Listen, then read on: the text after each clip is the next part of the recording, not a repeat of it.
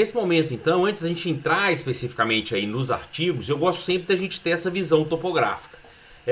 Quem foi meu aluno sabe disso, ou seja, entender a lei como se estivesse em cima de uma montanha, ou seja, visualizar quais foram então estas alterações que nós tivemos no Código de Defesa do Consumidor. Se nós estamos tratando de uma lei que trata do superendividamento, nós temos que entender quais são esses artigos que de fato alteraram o CDC e aonde foram feitas essas alterações, para que na hora da prova, numa prova discursiva, numa prova oral e até mesmo numa prova objetiva, você tenha mentalmente a lembrança do que se trata, da onde que está aquela abordagem que você irá fazer. Tá legal? Então vamos lá para a gente fazer essa visão topográfica. Primeiramente, o que a lei do superendividamento vai alterar? Ele vai alterar no CDC alguns artigos aleatórios, tá? Então aqui, artigo 4º, artigo 5º, artigo 6º e o artigo 51. 4 artigos que a lei do superendividamento vai alterar. Nós vamos ver no nosso estudo que esses artigos são muito importantes, porque aqui, sobretudo o artigo 4º, 5º e o 6º, ele vai formar a base da aplicação do superendividamento. Por que base? Porque no artigo 4º nós vamos falar de princípios. No artigo 5º nós vamos falar de instrumentos para a execução da política nacional das relações de consumo. E no artigo 6º nós vamos falar de direitos básicos. Então, nós estamos tratando de princípios, de instrumentos, de direitos que vão instrumentalizar, que vão ter a lente, a visão da interpretação do Código de Defesa do Consumidor no tocante aos demais artigos de superendividamento. Então esses 3 artigos vão ser fundamentais, sobretudo numa prova discursiva, numa prova oral, porque tem todo o arcabouço de principiológico, todo o arcabouço de direitos. Nós vamos ver, por exemplo, a questão do princípio do mínimo existencial, do direito, né, da preservação do mínimo existencial que está lá no artigo 6º e que vai permear toda a aplicação aí da lei do superendividamento. E o artigo 51, que vão trazer então duas cláusulas abusivas. O artigo 51 trata de cláusulas abusivas.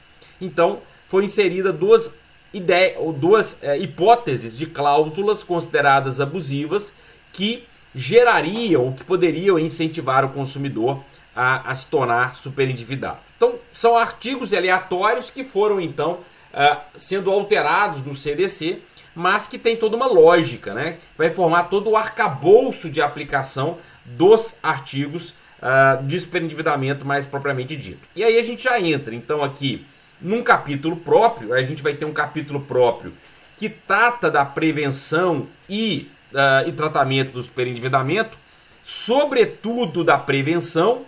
A gente vai ver isso, né? Que são os artigos 54A ao artigo 54G. Então, lá no artigo 54, quando a gente abordava o direito material do consumidor e de uma certa forma finalizava o direito material do consumidor, isso porque a partir do artigo 55 a gente tem o tratamento das sanções administrativas. Então a gente fez aquela técnica legislativa de inserir o A, né, B, tal, as letras, e formou-se então um novo capítulo, que é o capítulo que vai dar todo o enfoque da prevenção. Então veja que numa prova lá do Ministério Público, onde foi cobrado do candidato que abordasse a prevenção e o tratamento, a prevenção ela vai estar toda praticamente inserida aqui no artigo, claro, através dos princípios também, lá do artigo 4º, mas mais detalhadamente enquanto deveres, obrigações, direitos do consumidor aqui inserido no artigo 54A ao artigo 54G. Depois nós vamos ter um capítulo aí que trata da conciliação, que vai ser ele é chamado da conciliação no superendividamento, que vai englobar os artigos 104A ao artigo 104C. E aí, aqui, basicamente, nós estamos abordando, digamos assim, né, para não ter um pleonasmo, do tratamento.